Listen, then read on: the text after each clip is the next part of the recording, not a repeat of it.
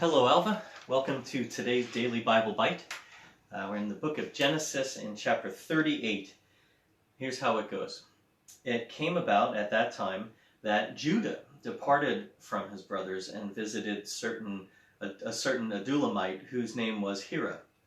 Judah saw there a daughter of a certain Canaanite whose name was Shua, and he took her and went into her, and so she conceived and bore a son, and he named him Er. Then she conceived again and bore a son and named him Onan. And she bore still another son and named him Shelah. And it was at Chezib that she bore him. Now Judah took a wife for Er his firstborn, and her name was Tamar. But Er, Judah's firstborn, was evil in the sight of the Lord, and the Lord took his life. Then Judah said to Onan, "Go into your brother's wife and perform your duty as a brother-in-law to her, and raise up offspring for your brother." Onan knew that the offspring would not be his, so when he went into his brother's wife, he wasted his seed on the ground in order not to give offspring to his brother. But what he did was displeasing in the sight of the Lord, so he took his life also. Then Judah said to his daughter-in-law Tamar, "Remain a widow in your father's house until my son Shelah grows up," for he thought, "I'm afraid that he too may die like his brothers." So Tamar went and lived in her father's house. Now, after a considerable time, Shua's daughter, the wife of Judah, died. And when the time of mourning was ended, Judah went up to his sheep shearers at Timnah, and he and his friend Hira, the Adulamite. It was told to Tamar, "Behold, your father-in-law is going up to Timnah to shear sheep." So she removed her widow's garments and covered herself with a veil and wrapped herself and sat in the gateway at Enaim, which is on the road to Timnah. For she saw that Shelah had grown up and that she had not been given to him as a wife. When Judah saw her, he thought she was a harlot, for she had covered her face. So he turned aside to her by the road and said, "Here now, let me come in to you." For he did not know she was his daughter-in-law. And she said, "What will you give me that you may come in to me?" And he said, "Therefore I will send you a young goat from the flock." And she said, moreover, "Will you give a pledge until you send it?" And he said, What pledge shall I give you?" And she said, "Your seal and your cord and your staff that is in your hand." So he gave him to her, and he went into her, and she conceived by him. Then she arose and departed, and removed her veil, and put on her widow's garments. When Judah sent the young goat by his friend the Adulamite to receive the pledge from the woman's hand, he did not find her. And he asked the men of her place, saying, "Where is the temple prostitute who was by the road at Enaim?" But they said, "There is no temple prostitute here." And so he returned to Judah, and he said, "I did not find her. And furthermore, the men of the place said, there has been no temple prostitute there." And then Judah said, "Well, let her keep them, otherwise we'll become a laughingstock. After all, I sent this young goat, but you did not find her." Now, it was about 3 months later that Judah was informed, "Your daughter-in-law Tamar behold, she's with child by harlotry." And then Judah said, "Bring her out and let her be burned." And it was while she was being brought out that she sent to her father-in-law, saying, "I am with child by the man to whom these things belong." And she said, "Examine and see whose signet ring and cords and staff are these." And Judah recognized them. And he said, "She is more righteous than I, inasmuch as I did not give her to my son Shelah." And he did not have relations with her again. It came about at the time she was giving birth that, behold, there were twins in her womb. And moreover, it took place while she was giving birth. One put out a hand, and the midwife took the hand, tied a scarlet thread on his hand, saying, "This one came out first." But it came about as that he drew back his hand, and behold, his brother came out. And then she said, "What a breach you have made for yourself." So he was named Perez, and afterward his brother came out who had the scarlet thread on his hand, and he was named Zerah. And that's the end of chapter 38. Chapter 39 goes this way, about turning to Joseph in Egypt. Now Joseph had been taken down to Egypt And Potiphar, an Egyptian officer of Pharaoh, the captain of the bodyguard, bought him from the Ishmaelites who had taken him down there. The Lord was with Joseph, so he became a successful man, and he was in the house of his master the Egyptian. Now his master saw that the Lord was with him, and how the Lord caused all that he did to prosper in his hand. So Joseph found favor in his sight, and became his personal servant, and he made him overseer of his house, and all that he owned he put in his charge. It came about that from time to time, from the time he made him overseer in the house, and over all that he owned, the Lord blessed the Egyptian's house on account of Joseph. Thus the Lord's blessing was upon all that he owned, in the house and in the field. So he left everything he owned in Joseph's charge, and with him there did not concern himself with anything except the food which he ate. Now Joseph was handsome in form and appearance. It came about after these events that his master's wife looked with desire at Joseph, and she said, "Lie with me." But he refused, and he said to his master's wife, "Behold, with me here, my master does not concern himself with anything in the house. He's put all that he owns in my charge. There's no one greater in this house than I, and he has withheld nothing from me except you, because you're his wife. How then could I do this great evil and sin against God?"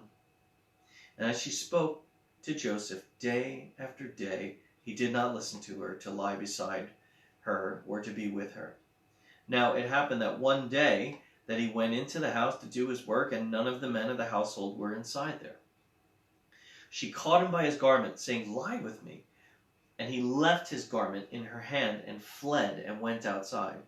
When she saw that he had left his garment in her hand and he had fled outside, she called to the men of the household, and she said to them, "See, he has brought in a Hebrew to us to make sport of us. And he came in to me to lie with me, and I screamed. When he heard that I raised my voice and screamed, he left his garment beside me and fled and went outside."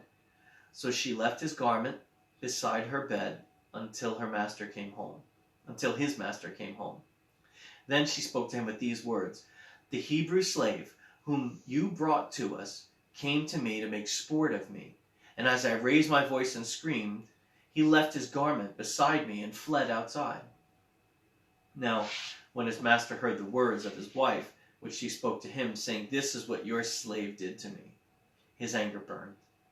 So Joseph's master took him and put him into the jail, the place where the king's prisoners were confined, and he was there in the jail. But the Lord was with Joseph, and extended kindness to him, and gave him favor in the sight of the chief jailer. The chief jailer committed to Joseph's charge all the prisoners who were in the jail, so that whatever was done there, he was responsible for it. The chief jailer did not supervise anything under Joseph's charge, because the Lord was with him. And whatever he did, the Lord made to prosper. And that's the end of chapter 38. Now here's chapter 40.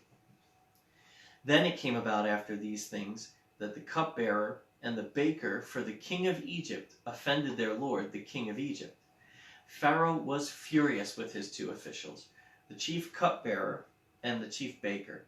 So he put them in confinement in the house of the captain of the bodyguard, in the jail, in the same place where Joseph was imprisoned.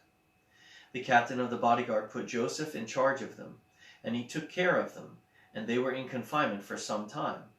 Then the cupbearer and the baker for the king of Egypt, who were confined in jail, both had a dream the same night, each man with his own dream, and each dream with its own interpretation.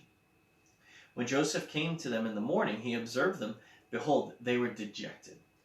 He asked Pharaoh's officials who were with him in the confinement of his master's house, "Why are your faces so sad today?" And then they said to him, "We have had a dream, and there is no one to interpret it." And then Joseph said to them, "Do not interpretations belong to God? Tell me, please." So the chief cupbearer told his dream to Joseph and said to him, "In my dream, behold, there was a vine in front of me, and on the vine were 3 branches.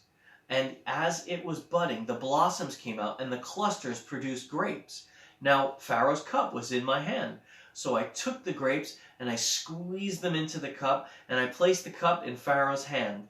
And then Joseph said to him, "This is the interpretation of it. The 3 branches are 3 days, and within 3 days Pharaoh will lift up your head and restore you to your office, and you will put Pharaoh's cup into his hand according to your former custom when you were his cupbearer. Only keep me in mind when it goes well with you, and please do me a kindness by mentioning me to Pharaoh to get me out of this house. For I was in fact kidnapped from the land of the Hebrews, and even here I have done nothing that they should have put me into the dungeon."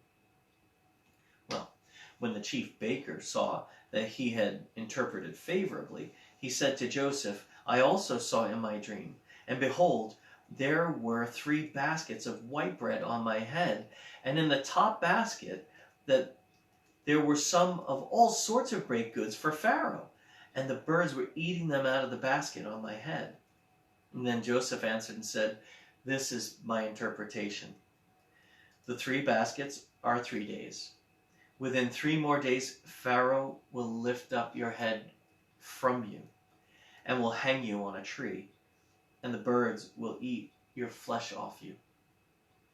And thus it came about on the 3rd day, which was Pharaoh's birthday, that he made a feast for all his servants, and he lifted up the head of the chief cupbearer and the head of the chief baker among his servants. He restored the chief cupbearer to his office, and he put the cup into Pharaoh's hand, but he hanged the chief baker, just as Joseph had interpreted to them.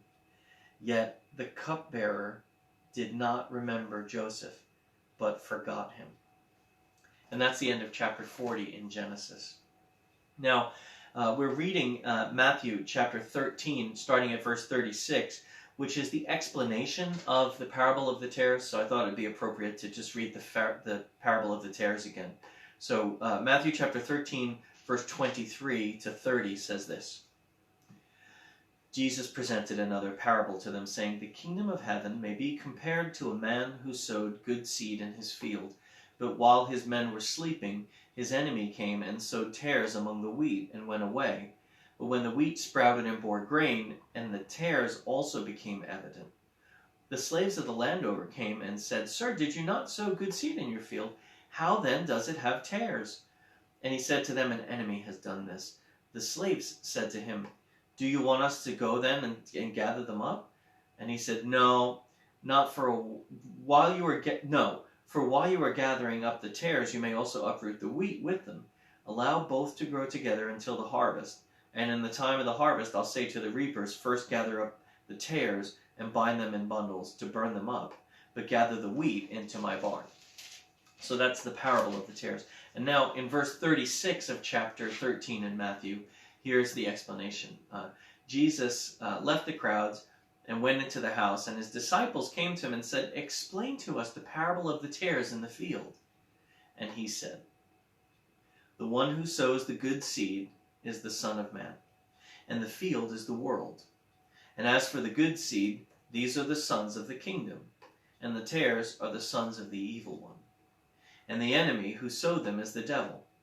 And the harvest is the end of the age, and the reapers are angels. So just as the tares are gathered up and burned with fire, so shall it be at the end of the age.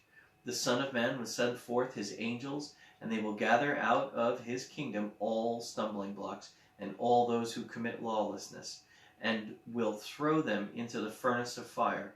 In that place there will be weeping and gnashing of teeth. Then," and he quotes scripture, the righteous will shine forth as the sun in the kingdom of their Father. He who has ears, let him hear," Jesus said.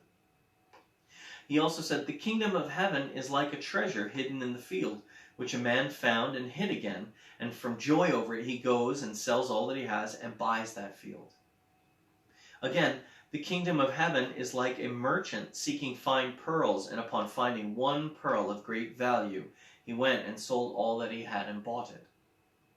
Again, the kingdom of heaven is like a dragnet cast into the sea, and gathering fish of every kind, and when it is filled, they drew it up on the beach, and they sat down, and they gathered the good fish into containers, but the bad they threw away. So it will be at the end of the age. The angels will come forth and take out the wicked from among the righteous, and will throw them into the furnace of fire. In that place there will be weeping and gnashing of teeth. Have you understood all these things? And they said to him, Yes. And Jesus said to them, Therefore, every scribe who has become a disciple of the kingdom of heaven is like the head of a household who brings out of his treasure things new and old. When Jesus had finished these parables, he departed from there. He came to his hometown and began teaching them in their synagogue, so that they were astonished. And they said, Where did this man get this wisdom and these miraculous powers? Is this not the carpenter's son? Is not his mother called Mary, and his brothers James and Joseph and Simon and Judas? And his sisters, are they not all with us? Where then did this man get all these things? And they took offense at him, because Jesus said to them, A prophet is not without honor except in his hometown and in his own household. And he did not do any miracles there because of their unbelief. That's the end of chapter 13 of the Gospel according to Matthew. And that's the end of our daily Bible Bite. So we'll see you again tomorrow at 12:30. God bless you until then. And reflect on these things. If you have any questions, put them in the comments in the video on Facebook, or you can send an email to at alvabaptist.org, either to pastor@alvabaptist.org or some other address that you have for us. And we're happy to help if there's any questions. So God bless you. Take care.